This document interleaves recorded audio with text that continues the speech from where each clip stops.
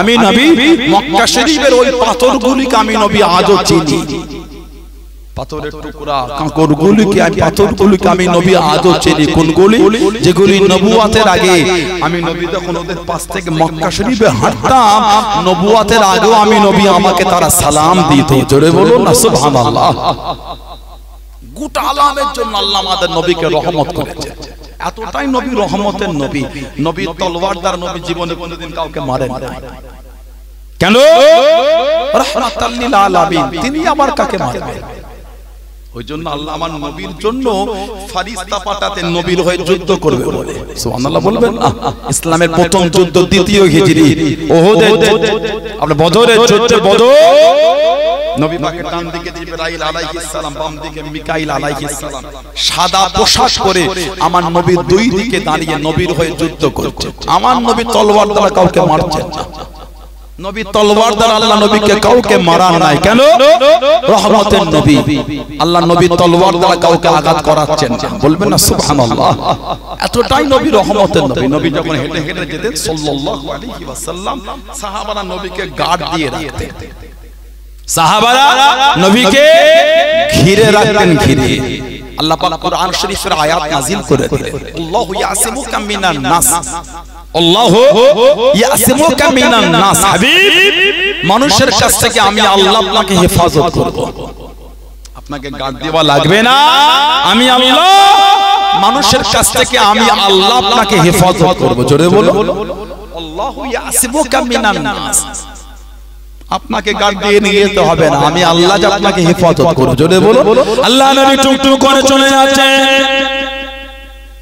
ও জবাকে আল্লাহ নবী সাল্লাল্লাহু আলাইহি ওয়াসাল্লাম টুকটুক করে এগিয়ে যায়। আল্লাহ নবী টুকটুক করে কেটে কেটে চলে যায়। আল্লাহ নবী সাল্লাম, আল্লাহ নবী সাল্লাল্লাহু আলাইহি ওয়াসাল্লামের চতুর্দিকে ঘিরে ঘিরে নিয়ে যায়। কেউ ডান দিকে যায়, কেউ বাম দিকে যায়, কেউ সামনে যায়, কেউ পিছনে যায়। আল্লাহ নবী সাল্লাল্লাহু আলাইহি ওয়াসাল্লাম দাঁড়িয়ে গিয়ে নবী আমার জানিয়ে দিয়ে, ও আমি নবী, এত কাছে কাছে এসো না, এত ঘেসে ঘেসে কেন যাও? একটু সামনে দূরে চলে যাও, একটু পিছনে পিছিয়ে যাও, ডান দিকে সরে যাও, বাম দিকে সরে যাও। আমি নবী, এত কাছে কাছে আমার এসো না, এত কাছে কাছে যেও না। তোমরা কি জানো? ফাইন্না হাযা মাকামুল মালাইকাতি, ফাইন্না হাযা মাকামুল মালাইকাতি। ও আমি নবী, আমার কাছে জায়গাটা বড়, আল্লাহ পাকের ফেরেশতাদের জায়গা। জোরে বলুন সুবহান, আর একটু জোরে বলুন সুবহান। আল্লাহ নবী টুকটুক করে যখন চলে যেতেন, আল্লাহ পাকের ফেরেশতারা আল্লাহ নবীকে গোল করে ঘিরে আল্লাহ নবীকে নিয়ে যেতেন। জোরে বলুন সুবহান, আর একটু জোরে বলুন সুবহান। নবী পাক যখন যেতেন, ফেরেশতারা নবীকে ঘিরে নিয়ে যেতেন। জোরে বলো। সব সাহাবারা কাছে চলে আসতেন।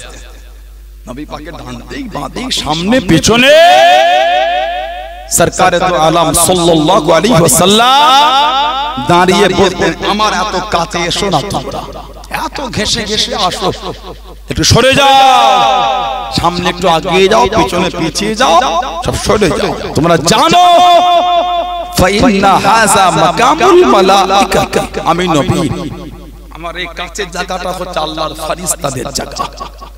বলবেন না সুবহানাল্লাহ?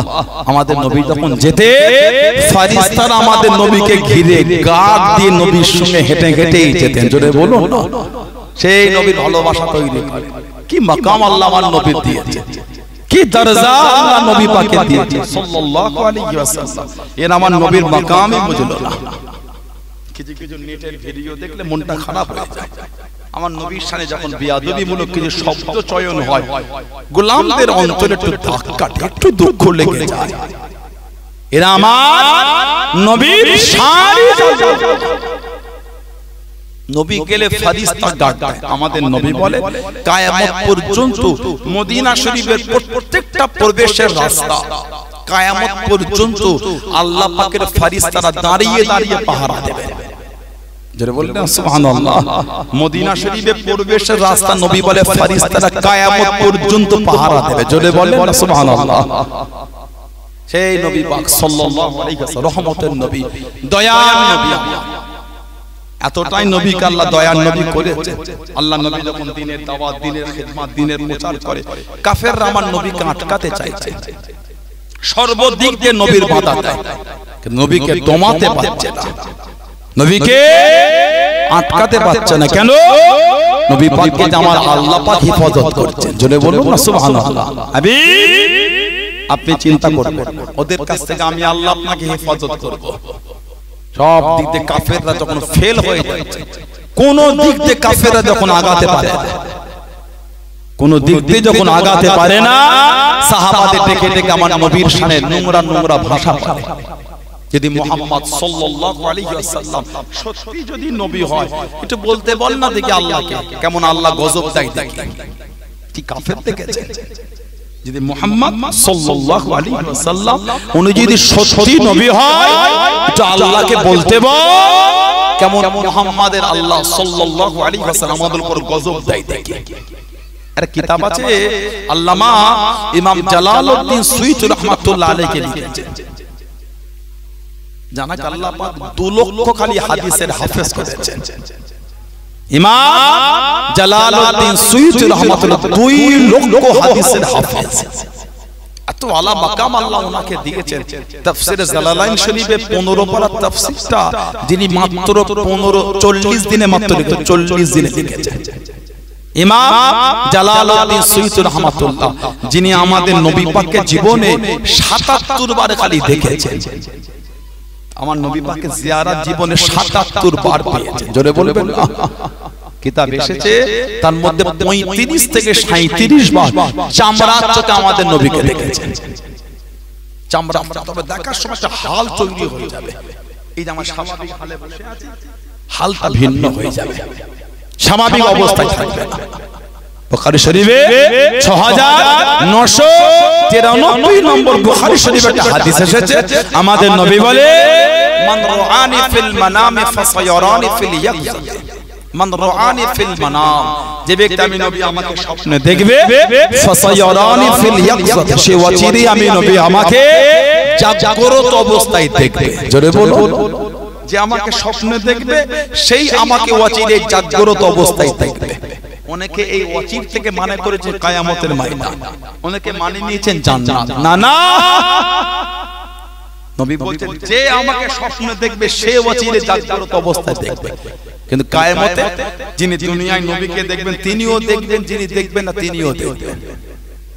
তাহলে খাস হলো না তো, কিন্তু নবী থেকে খাস করে দিয়েছেন। এখানে হলো ফাসায়ারানি ফিল ইয়াকযাত থেকে দুনিয়াতেই নবীকে জাগ্রত অবস্থায় দেখবে। তবে দেখার একটা হাল হয়ে যাবে, যখন নবী পাকে জিয়ারত পাবে সেটা অন্য ভিন্ন হালাত তৈরি হয়ে যাবে। জোরে বলুন সুবহানাল্লাহ। আল্লাহ আমাদেরকে নসিবে কবুল করে, বলুন আমিন। জোরে বলা গেল না?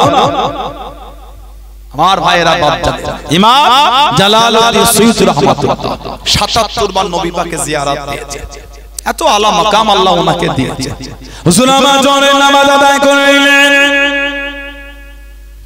ও বাবাকে হুজুর আমার খাদেমকে ডাক দিয়ে দেন, ও বাবা খাদেম এদিকে আসো বাবা। হুজুরের সামনে চলে গেলেন, ওযু আছে বাবা, হুজুর আমার ওযু নাই, ওযুটা পাঠিয়ে আছো, ওযুটা পাঠিয়ে নে। ও বাবা খাদেম একটা কথা বলবো বাবা, আমার মরণের আগে কাউকে বলতে পারবে না, আমার মরণের আগে কাউকে শোনাতে পারবে না। হুজুর আমি কাউকে বলবো না, হুজুর আমি কাউকে শোনাবো না। আল্লাহর নবী হযরত ইমাম জালালউদ্দিন সুয়ুতি রাহমাতুল্লাহ জানিয়ে দেন, ও বাবা খাদেম আজকে আসরের নামাজ আল্লাহ পাকে কাবা শরীফে গিয়ে আদায় করব, তুমি কি আমার সাথে যাবে বাবা? তুমি কি আমার সঙ্গী হবে বাবা? হুজুর আপনার সঙ্গে যাব হুজুর, আপনার সঙ্গী হব হুজুর। আল্লাহর নবী হযরত ইমাম জালালউদ্দিন সুয়ুতি রাহমাতুল্লাহ আলাইহি আসরের নামাজের জন্য হুজুর আমার খাদেমকে ডাক দিয়ে দে, ও বাবা খাদেম আমি জালালউদ্দিন আমার হাতটাকে ধরো বাবা।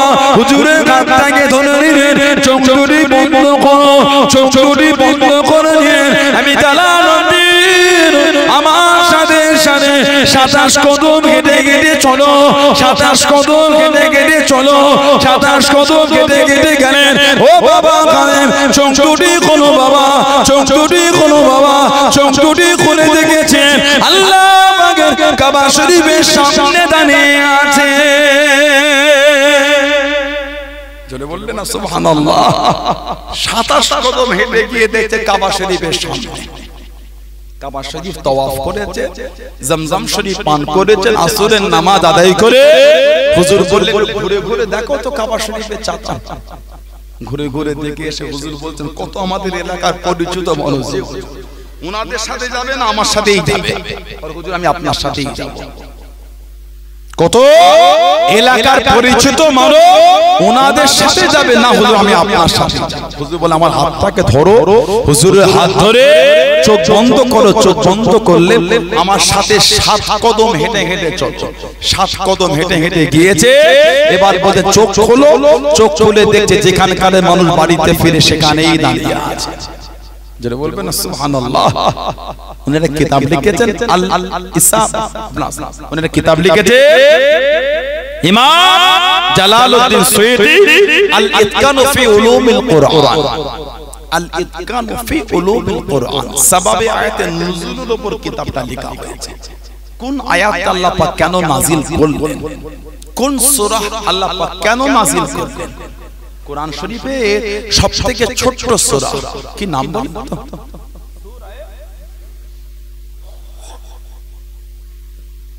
কোরআন শরীফে সবথেকে ছোট সূরা সূরা কাউসার। মাত্র 3টে আয়াত, মাত্র 3টে আয়াত। নাজিলের কারণ কি? নাজিলের কারণ এই সূরা নাজিল হবার কারণটা ছিল মক্কার কাফের বেদিনরা আমার নবীকে নিবংশ বলা শুরু করে দিল। নাউজুবিল্লাহ বললেন না। আল্লাহ পাক আমাদের নবীকে একটা ছেলে দিয়েছিলেন যার নাম ছিল হযরত ইব্রাহিম।